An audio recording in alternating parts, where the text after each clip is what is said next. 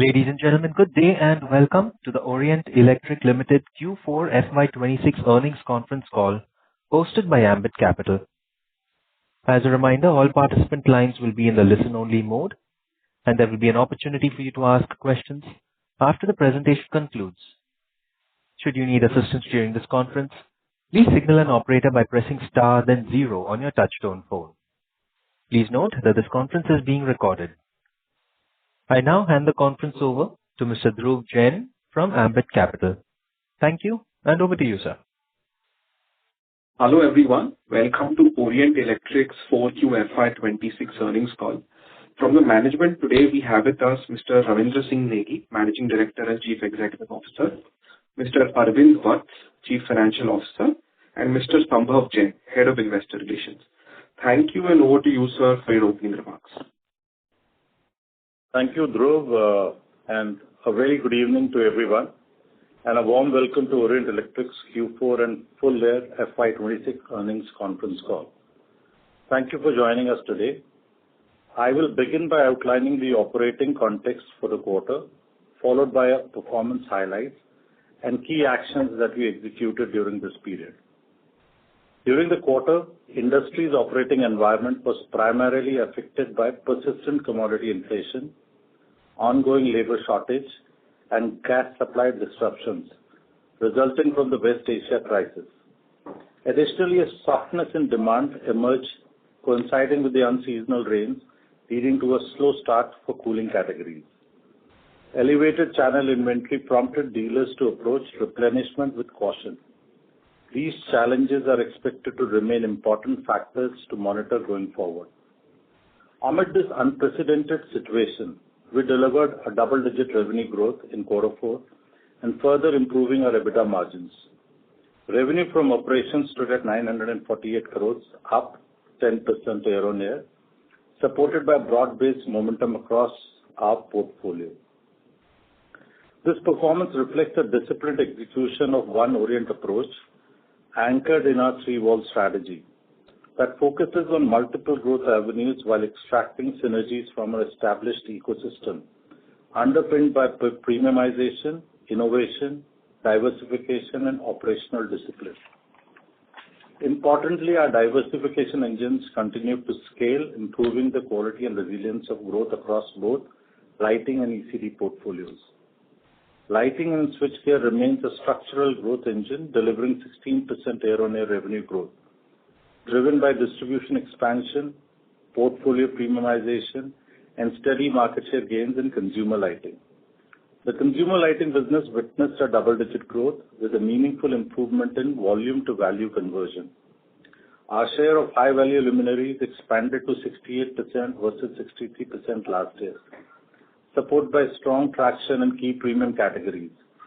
Professional luminaries were largely flat this quarter. However, we continue to see a strong project inquiry pipeline across street lighting and facade projects.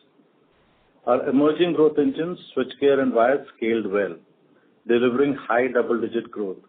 Wires doubled year-on-year, while switches and switchgear sustained a good momentum as we accelerated our electrician engagement initiatives and leveraged our fans and lighting distribution ecosystem for effective cross-sell. In the ECD segment, revenue grew 7.6% year-on-year, despite softness across the industry. Growth was led by a strong on-ground execution in our DTM states, driving deeper penetration and market share gains. Fans delivered a high single-digit growth, outperforming peers, driven by our distribution strategy and continued focus on premiumization and product development. Our BLDC portfolio grew over 50% year-on-year and now contributes 25% of domestic ceiling fans revenue, while our overall premium mix increased to approximately 35% of domestic fan revenue, up from 30% in the previous quarter. Premiumization and innovation-led launches remain a core pillar of our growth. A key highlight of the quarter was the introduction of Aero O2, India's first oxygen-enriching ceiling fan, powered by advanced bioxy plasma ion technology. This breakthrough innovation goes beyond air circulation to deliver fresher, healthier air across all seasons. The Samvad platform, launched earlier this year, has further improved service delivery experience by enabling deeper consumer insights and faster issue resolutions. This also demonstrates our commitment to consumer centricity, ensuring that customers receive prompt and personalized support at every touch point. Our appliances portfolio sustained its upward trajectory with strong traction in heating and garment care appliances and delivered high double-digit growth on our e-com platform. Our overall e-com business scaled with market share gains, delivering high double-digit growth supported by a strong assortment, effective digital engagement, and healthy consumer traction. Quick commerce now contributes 10% of our digital channel. During the quarter, we scaled our presence on Big Basket and now covering all major quick com platforms. Our exports business also grew at a double-digit rate, expanding our international presence across key markets. However, we are closely monitoring the geopolitical tensions in West Asia to manage any potential implications proactively. Operational discipline remains central to our approach. In the context of commodity inflation and the star rating transitions, we implemented calibrated price actions of approximately upward of 4% in Q4. Our Sanchay program continued to deliver tangible benefits, translating into 68 crores of cost savings during FY26 and supporting margin resilience. Gross margin for the quarter stood at 31%, impacted by commodity inflation. Despite this, EBITDA margin improved to 8.2% and absolute EBITDA at 77 crore, up 15.8% year-on-year. PAT stood at 40 crores, up 28.9% year-on-year, reflecting benefits of operating leverage. For the full year, revenue grew to 3,326 crores, up 7.5% year-on-year. EBITDA increased to 229 crores, up 12.4% year-on-year, and PBT before exceptional items stood at about 139 crores, up 24.2% year-on-year. Overall, our FY26 performance validates a long-term strategy centered around premiumization, innovation-led differentiation, and a structurally strong go-to-market and service ecosystem, supported by sustained investments in brand building and an accelerated digital-first approach. As we enter FY27, our priorities remain consistent around the three-wall strategy, which focuses on scaling our diversification engines, accelerate premiumization and innovation, deepen distribution and service capability, and drive disciplined execution to strengthen profitability. We will continue to drive mix improvement, cost discipline, and execution rigor, while staying agile to commodity pressures and regulatory developments. We expect the demand to improve in Q1, supported by a forecast of a hotter and more prolonged summer, which could drive a late season surge in demand across fan and cooling categories. We implemented a calibrated pricing actions early in the Q1 quarter to address commodity price inflation, and we will continue to evaluate further steps to offset the impact of recent global disruptions. While cost recovery remains a priority, but we are conscious of preserving competitiveness. Our approach will therefore remain measured and responsive to market conditions, focused on protecting margins while retaining and gaining share. With these remarks, I would like to open the floor for your questions. Thank you. Thank you very much. We will now begin the question and answer session. Anyone who wishes to ask a question may press star and one on the touchtone telephone. If you wish to remove yourself from the question queue, you may press star and two. Participants are requested to please use handsets while asking a question. Ladies and gentlemen, we will now wait for a moment while the question queue assembles. Our first question comes from the line of Aniruddha Joshi from ICICI Securities. Please go ahead. Yeah, thanks for the opportunity and congrats for a good set of numbers amid the steep volatility. So the price hike of 4% in fans seems to be very low, given the inflation in input prices plus the VE norm change.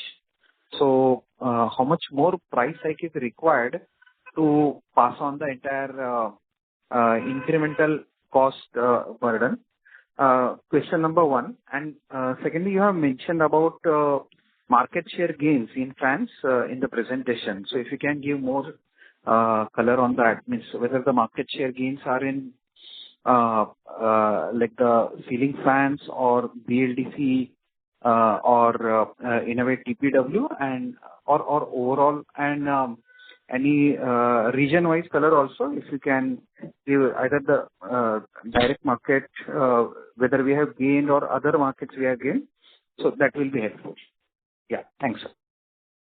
Yeah, thanks, Anirudh, for your question. And let me just step back and tell you about the 4% that I spoke about is something that we took about 1.5% in January. Then we took another 1.5% in March. And in April, we've taken about close to 6% price increase. So that's how we've staggered it. So the 4% or little upward of 4% that I spoke about is only for quarter 4. And if you look at it, while star ratcheting and other things had its impact, but it's, for us, the incremental impact was slightly lesser than the industry because our products were slightly spec'd well. And a part of our portfolio didn't have to go much of a change. So that's where I would give the first part of the question. And then I've already explained that, 6% is something that we've taken. As an industry, I don't think so because the situation is so volatile. The price, close watch on the price and commodity price inflation is being kept. And if there are any further actions that needs to be taken, we will take that. In terms of market share gain, we've gained about 30-40 basis points, and this is all a third-party report that we all subscribe to. This gain has been slightly secular for us.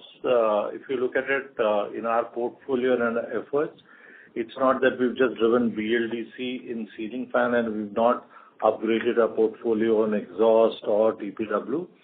So it's been slightly secular across different channels, across different markets. There's been some up and down in the regions that you would say, but I would say by and large, it's a very consumer confidence which is coming across different channels and different, whether it's a digital or a offline channel that we've seen. As we move further, we are launching some more products which are going to be industry first, like the Aero O2 that we've done, and this will give us further gains as we move forward in market share. Trust that answers your question, Anirudh.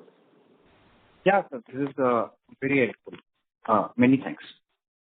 Thanks, Anirudh. Thank you. The next question is from the line of Manoj Gori with Equirus Capital. Please go ahead. Yeah. Good evening, sir. Thank you for the opportunity. So my question is on the direct distribution model where we have replaced super distributors or the master distributors, and we are aligning our distribution model into those respective states.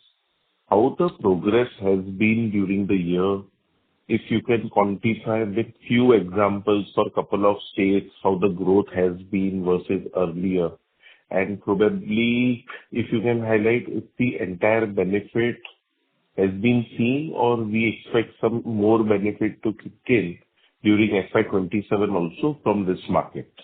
This is my first question. All right. So Manoj, let me just take that question. And as we said, DTM or MD, these are two go-to-market models that we have. And unlike any other company, we have this whole advantage of toggling between any of the two models, which works well for that particular market. What are we wanting to deliver?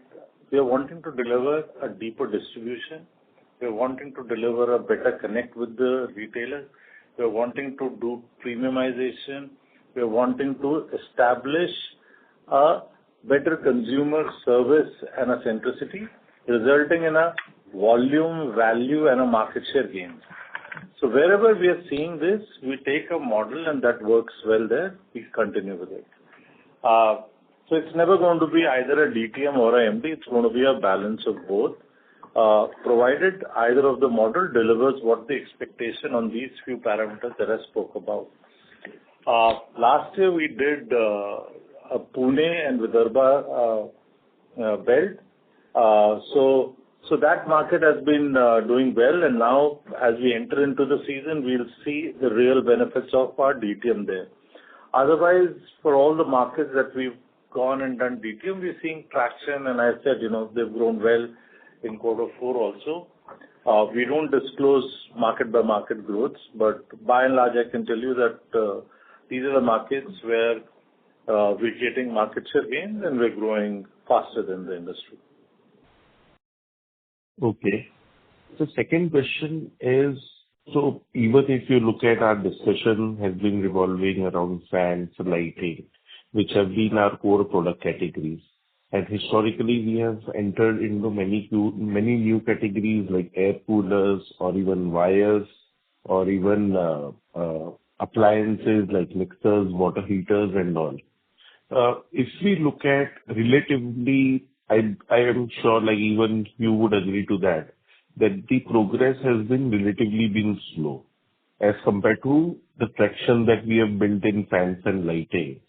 So what are the plans ahead? And probably this will be the categories which will be driving faster growth for the company. So what is the thought process over there and how we are targeting to scale up these categories?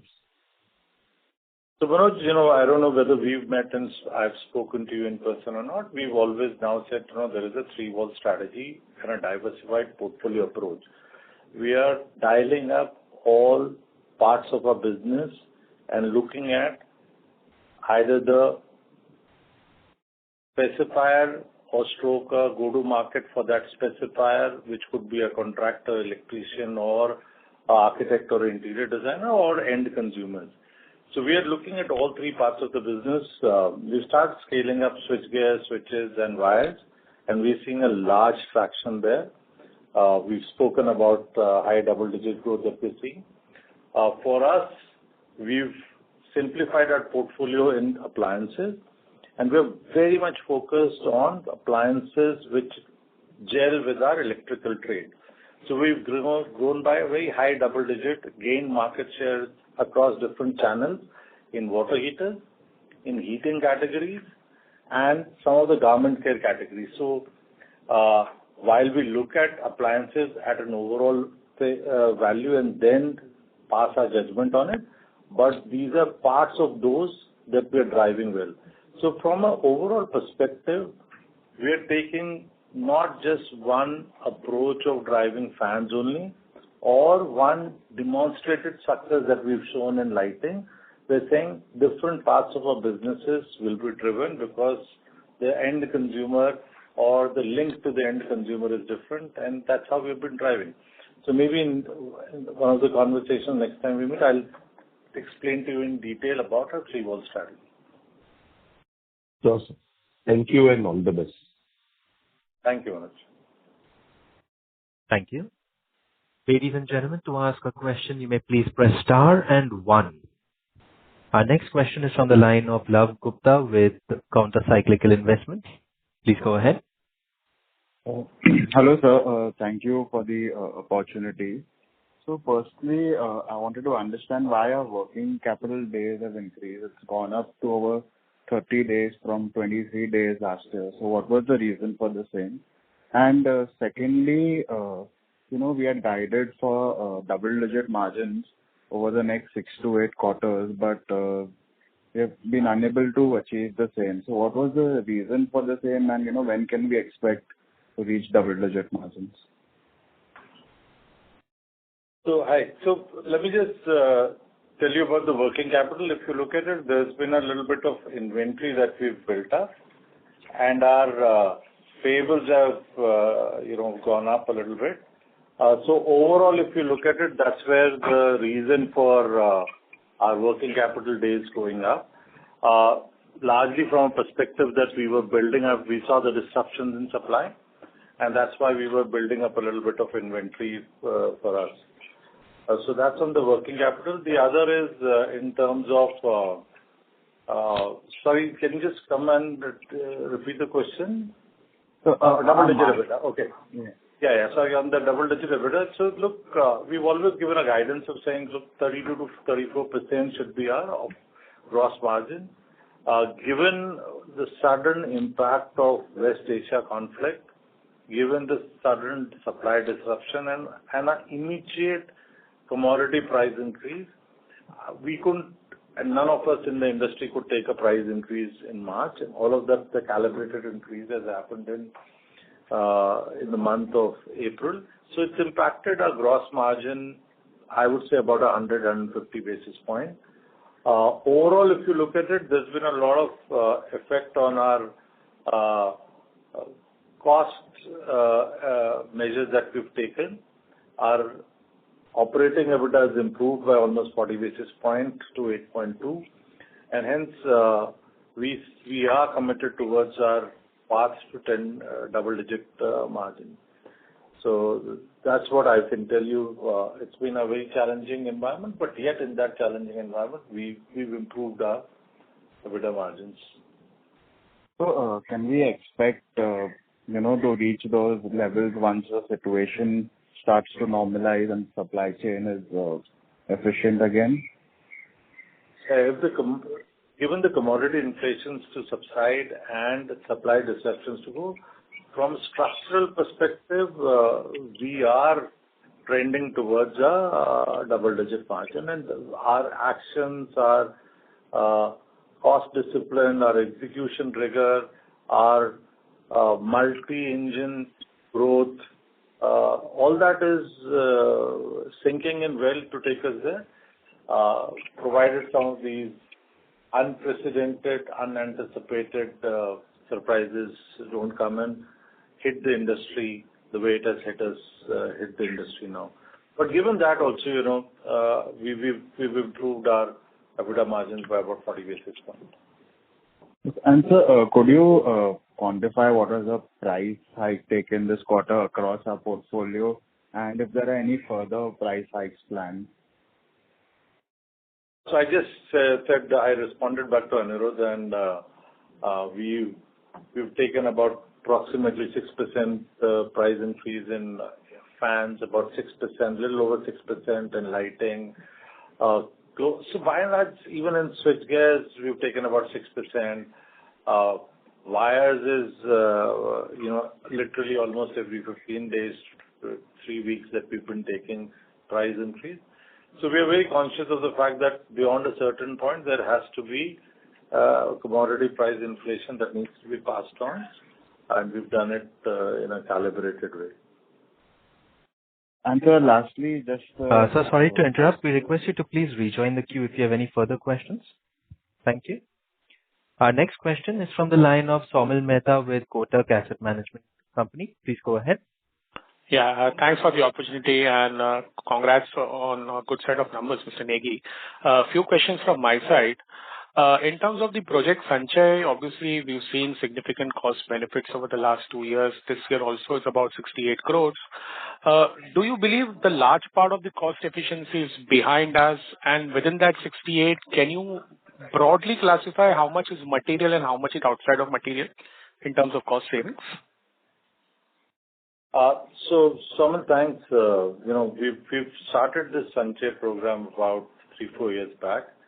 And the first year and the second year, we thought we've juiced it, maxed it out. But every time we look at it, there are opportunities that we find. This year, we've done about 68 crores.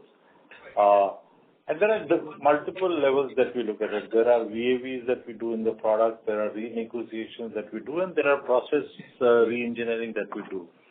So I can't disclose what is contributing what, but there is a summation of all that gets quantified at 68 crores. But as we move on, this is a continuous. So it's not a destination, but it's a continuous journey that we are on. Commodity prices go up. You look at different alternate materials. So that's in a way, Sanchay keeps us committed to that double-digit EBITDA journey and keeps us on our toes. So that's a very structured program, reviewed at the highest level. Across the organization, there are people who are committed to deliver this.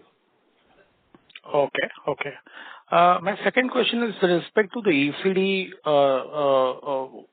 Would the contribution of fans in the overall ECD would have gone up, stayed flat? I am asking on a YOY basis from FY26 to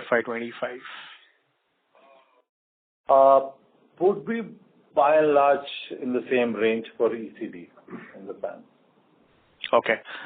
And would it be possible? We're dialing up the other part also. So we're dialing up the water heaters, we're dialing up garment care, we're dialing up room heaters in quarter four. A little bit of extended winters also helped in that case. And would it be fair to assume that there would be a mid-single-digit volume growth in fans as well, or the number could be even higher to that extent? Yeah, there is volume value both that we got it, and largely if you look at it, a lot of our efforts in terms of new product development, which now contributes almost 24% of our fans revenue, and a real focus on premiumization that's helping us get the volume value synergized output. Sure. And my last question in terms of the new series of fan which we have launched, what would be the broad range pricing point, the starting pricing point, and which all key markets is where we have introduced as of now? That would be my last question. So there's a series, I'll preempt a little bit because some of this has already hit the market. We've done series of India's first innovation that we've done. Yeah. So our Aero O2, which is a oxygen enriching, is in the range of about 16,000. That's gone to key metros and key tier 1 towns. And that's a high price product. Then there is Aero Silent, which is India's quietest fan, which is under 50 dB of noise levels. That's going to be across, as we speak, it's getting rolled out across the country. That's in the range of about 8,000 MOP. Right? And the third is also what we've done, which is a great innovative and coming from a deep consumer insights and understanding, is India's first inverter stroke a battery backup ceiling fan. It can give you a battery backup of almost 6 hours at a certain speed. So that also is getting rolled out. So some of this, plus we've got into PLDC and TPW. There's a huge range which is coming, and everything will be at a different price range. But what we've done is that we've spent a lot of time solving for consumer problems, solving for consumer needs, and I think that's what is going to reflect not only our product this thing, but also in the touch, feel, and the form factor that you'll see in our products. So overall, the design language is premium. Overall, the consumer benefits are stemming from the consumer insights. So a huge amount of effort which has gone in fans and in lighting also. And the similar thing that you'll see in switches and switchgear also coming in. A similar approach that you'll see in some of the products that we'll roll out in, say, a water heaters or a room heater category. So you'll see a consistent brand synergy or a language, design language, an approach that'll start coming in all our products. Perfect. Thank you so much, and all the best for subsequent quarters. Thank you so much. Thank you. The next question is from the line of Rachna Kukreja from SIMPL. Please go ahead. Thank you for the opportunity. I have a few questions. My first question is, our ambition was to improve the mix of premium products as a percentage of domestic fan mix from 30 to 40% over a few years. And in FY26, premium products contribute 35%. Though the premium mix has improved by 5%, our gross margins have remained stable in FY26 despite taking price hikes to offset inflation. So if you could provide what factors have restricted our gross profit margins improving despite the benefit from better product mix and price increases? Yeah, that's a good question. I've said it, I said it earlier also right now that the pricing or the calibrated price increases that we've taken, not only us, but for the industry that has taken, it is not offsetting the commodity or overall inflation that's hitting. So while commodity becomes the headline inflation, but there are so many other inflation or a cost increase that starts to come in. Shortage of labor resulting into low productivity is a cost inflation. Gas going up or the commercial LPG unavailability and the price going up is a commodity, a cost inflation. And then some of the other things which impact the industry, a lot of are for the industry, the supply ecosystem is in the north. Haryana increased the minimum wages by 35%, UP followed by 24%. That's the cost inflation that comes in. So while we keep looking at commodity and say, oh, commodity is equal to commodity evident, the cost of running the business or cost of production across categories, across the industries has really gone up. While we've taken calibrated increases, all of it by the industry has not passed on to it. It is, and if you look at some of the peer results and all, while operating EBITDA has dropped, it is actions like focus on premiumization, which is helping us improve our EBITDA, given the fact that we still have gap between the cost increase and what we've taken from the consumer. Okay. My second question would be if you could provide some color on the Hyderabad plant and its current utilization levels. Has it reduced delivery time and cover up any inventory constraints in south and western markets? And also Hyderabad plant had an idea of, growing the export business, which has grown as per the investor presentation. And within exports, how has that growth for TPW fans been? And has the mix of TPW fans improved for us? And correspondingly, has any growth in exports contributed to our gross margins? Okay, so too many questions rolled into one, Rachna. Let me just, try and answer. So largely, Hyderabad is now seeing traction in the utilization because a large bit of our production of TPW is in Hyderabad. Currently, it's split between Kolkata and Hyderabad. We're seeing our TPW production going up. We're seeing early signs of TPW traction coming in South. South has good, showing green shoots of good summer.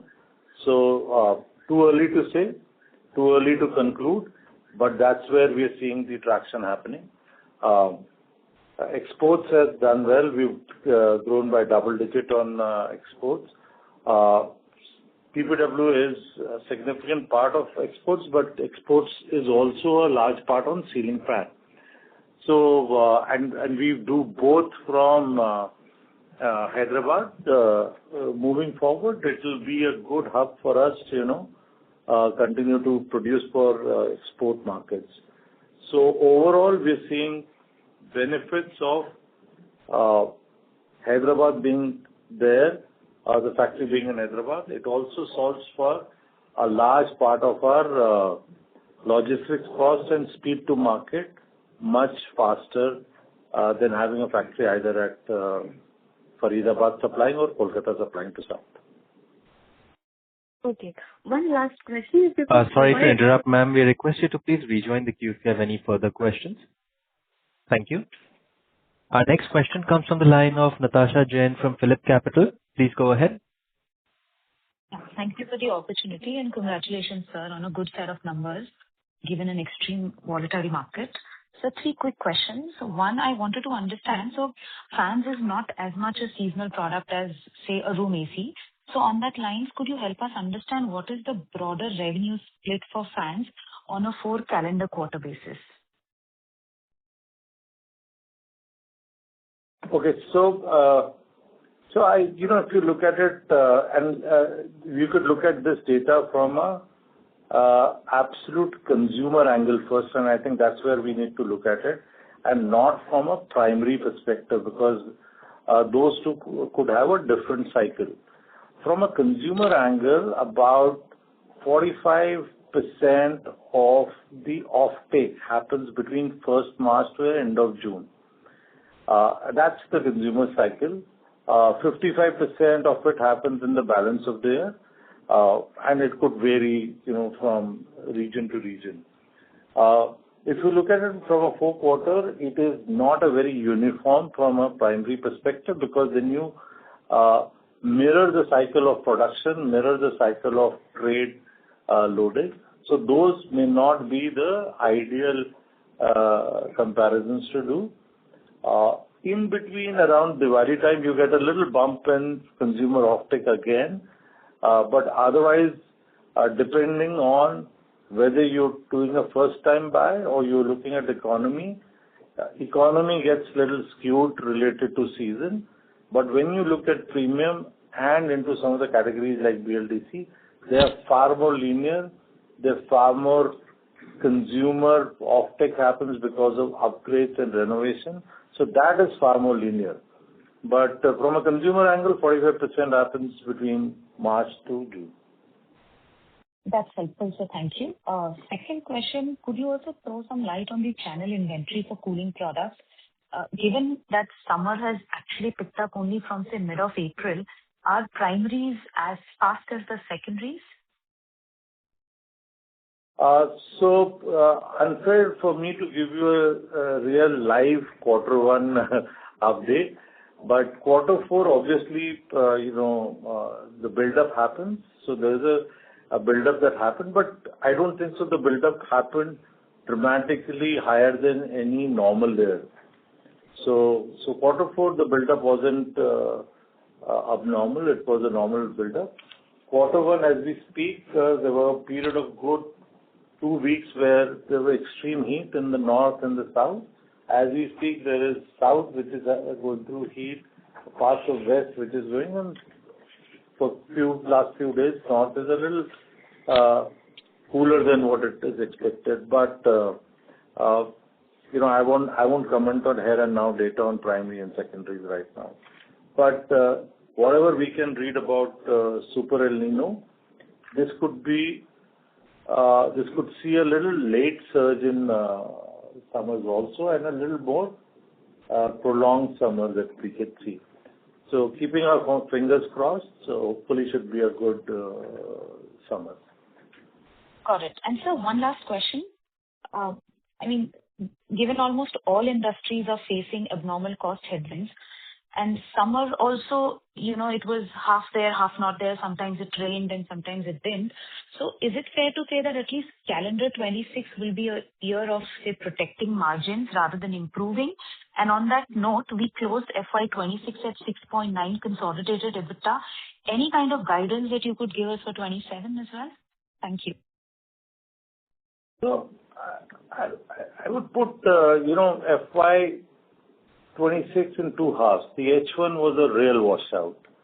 Okay. I don't think so the summers have been as weak as what it was last year. When I look at my H2 and my exit, I've exited H2 with an improvement on EBITDA margins. Yes, the challenges on commodities stay there, but all of us are putting our efforts to navigate these headwinds. Our entire focus is to make sure that we are in the premium category where the consumer is slightly more cocooned to the inflation and is willing to pay you if you provided you give him a value and a unique and an innovative product. And that's the entire effort for us this year. And as I said, we are dialing up all parts of our looking at the 3-wall strategy, delivering growth from all factors and not just one category. And that's the portfolio approach which will help us. Understood, sir. This is extremely helpful. Thank you and all the very best. Thank you. Thank you. Our next question is from the line of Rahul Agarwal from Ikigai Asset. Please go ahead. Hi. Good evening, Mr. Negi. It's been about... my question essentially is a bit longish. It's been about 2 years you've taken over at Orient Electric. I'm sure you have done a lot of changes we have noticed, across new product launches, channels, go-to market, manufacturing, stuff like that. Just, looking at 27, I think is obviously challenging. Everybody knows that. But if we take a 3-year view, right, inflation has been missing in this industry, right? And this question is more on industry and Orient as well. That given that pricing is now coming back, though driven by inflation and whatever happens from the input cost perspective, a lot of other costs you highlighted already. Ultimately this pricing increase helps to absorb fixed cost, right? I mean, we have this Hyderabad plant sitting in the OpEx as well here, where we need to get better summers, better export demand to utilize it better and absorb those costs better. We have this pricing hikes happening. Volume growth should pick up purely because of summer tailwinds. Last year summer bad, this year summer looks okay. Does it look like an inflection point to you? And the question is more from a fiscal 28-29 perspective. At 3,000 crore sales, 100 crores profits, do you think getting back this pricing in the industry is very positive for everybody and Orient? And incrementally double-digit growth with double-digit margins is something we should now look at it much positively. Maybe timing is uncertain, but maybe 3 years out, fiscal 28-29, you actually achieve it purely because now you have pricing tailwinds. So just some context on this, please. Thank you. Thanks, Rahul. And I remember, 2 years back when we met and you had a little bit of pessimism, and happy to hear a little bit of optimism coming about Orient from you, and it's helpful. Let me just reflect back of what you call as pricing power. I don't see it as a pricing power. I think it's a catch-22 situation that the industry has got into it, and I'm largely reflecting from industry perspective right now. It's a catch-22 situation. When the inflations go up, do you absorb? Do you don't absorb? If you don't, what do you do? If you do, what is that the market can absorb? So I think it's not a pricing power that is coming. It's the pricing action that has been taken by the industry, which I think is a good step, whether it was forced, not forced, but I think it was inevitable that nobody could absorb that. When I reflect back on what a real pricing power is, the real pricing power is when you understand consumers very deeply and you are able to give a value to the consumer for which he or she is willing to pay you.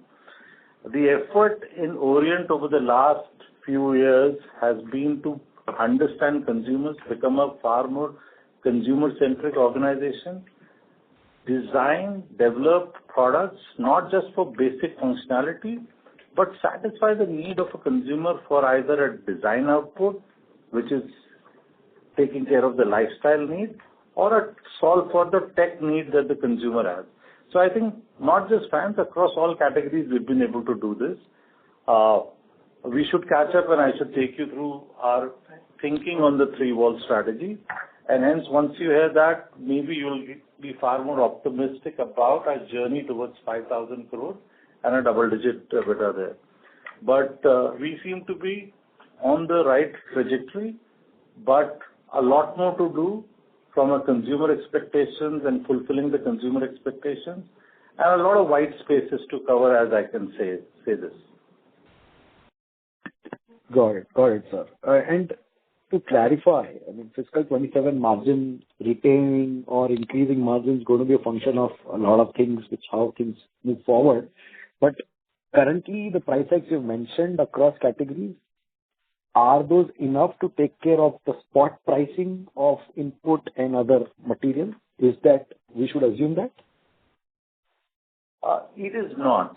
And I'll be very honest with you, the industry has not been able to do it. Industry has taken a very balanced view of saying, don't do anything which impacts the elasticity of demand. Because if demand goes down, to bring that up takes a huge amount of effort.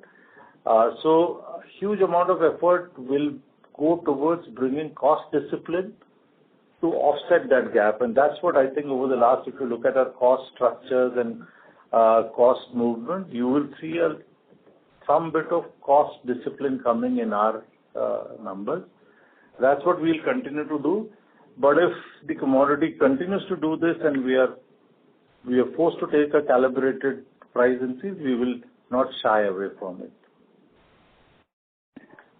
Got it, Mr. Negi. Thank you so much for answering this question, and wish you all the luck for the rest of the year. Thank you, Rahul. Thank you. Our next question comes from the line of Lav Gupta from Countercyclical Investments. Please go ahead. Hi, sir. Thank you for the opportunity again. I just wanted to share that, we have completed our Hyderabad CapEx, and, do we have any plans for a share buyback or something on those lines, instill some confidence in the investor community? No, right now, nothing of that sort.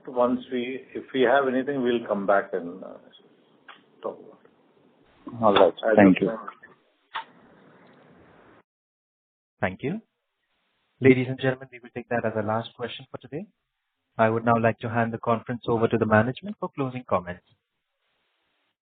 Thank you, everyone. Thank you for taking your time out and joining us. And your questions keep us sharp on the toes and also gives us food for thought. So thank you for this and look forward for meeting some of you in person. Thank you. On behalf of Ambit Capital, that concludes this conference. Thank you all for joining us. You may now disconnect your lines.